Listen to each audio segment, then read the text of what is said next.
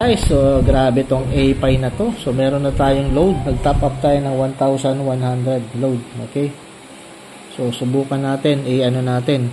Bibili tayo ng TF power, 0 pa yung TF power. So dito lang yan sa menu. Tapos dito yan sa transaction. Yan, transaction. Yan. So ayan oh. Purchase TF super computing value. So yan. So, lagyan natin ngayon per T-flop. Kung papansinin nyo, kung 100 T-flops lang yan. Yan, o. Magkukompute yan ng T-flops. 18 T-flops pala. Pero dahil gagawin natin is 1,100.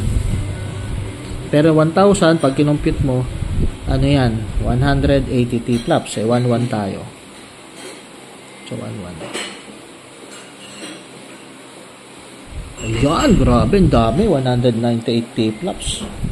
Okay, so yan. T-flux na yan. Oh, ito yung kanyang power. Yung power na po yan. Okay, yung power. So, okay, lagyan na natin ng ang password. Ayan.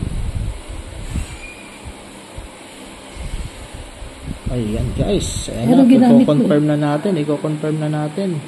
Yung 061, pin. I-record. Ayun, success. Success, grabe. Nagre-record ka ba? Yes, success. Kita nyo po, oh. Success story, grabe. Maya-maya, every minute, every seconds, magmimina yan, guys. So, tingnan natin. Tingnan natin ngayon kung nandiyan na yung T-flops. Ayun, 198 T-flops, guys. Grabe, paramihan to ng power. Palakasan ng mina to ngayon.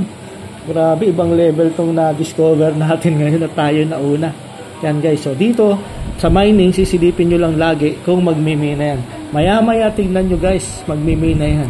Grabe, lalabas yan dito sa available to be collected. Ayun ang pwede mong collecting araw-araw. So, very powerful.